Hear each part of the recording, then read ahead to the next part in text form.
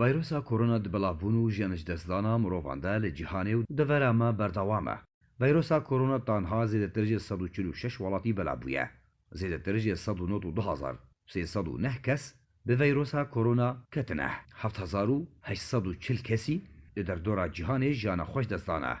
هەروەها 67,003 کەس هاتنە ڕزگارکردن. گرێدای هەمان بابەتێ گەلک ئالیێن پەیوەندیدار و ڕەوشا ڤایرۆسا کۆرۆنایە دشۆپینن ئەشکەرەکردن. گەلک وڵاتên هەرێمی و دناودایên cîhanî hene rewşên nexweşiyê bi koronayê li welatên xwe eşkera nakin. Welatên herî bêhtir nexweşiya vayrosa korona lê belav bûye û welatiyan jiyana xweş dest daye ev in. Lê Çînê 8,881 kes bi korona ketine.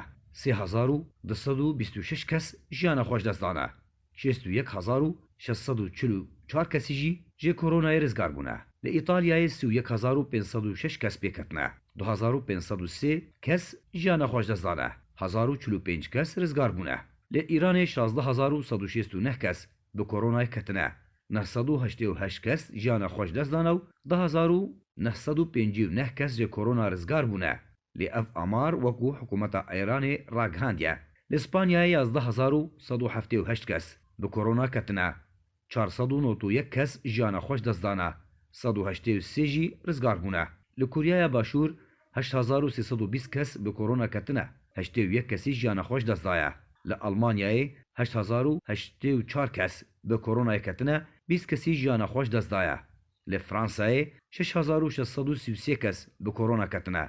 148 kes bi koronayê mirine.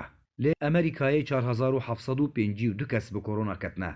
93 kesan jiyana xweş dest daye. Li Swîsrayê 10,672 kes bi korona ketine. 21 kesî jiyana xweş dest daye. Li Brîtanyayê jî 1950 kes pêketine. 56 kes jiyana xweş dest dane. Li Holandayê jî 1705 kes bi koronayê ketine. 43 kesî jiyana xweş dest daye. Li gor dawîn pêşhate êdî hêvîn hat li dermanê remdesiverde hene ku sazkirina RNA yê taybet bi vayrosa koronayê lawaz dike.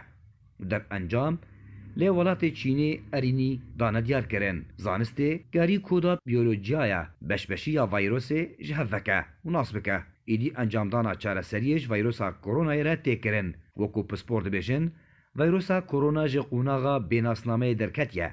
Bûye wekî dijminekî berçav ji ber wê yekê çareserî nîzîktirîn dem de. Dê were naskirin êdî li Çîn, Amerîka û hin welatên din teqîkirina çareseriyê li ser mirovan ketiya warê cîbcîkirinê de tenê di rojên bên de encam dê werin ragihandin. Elî Umar.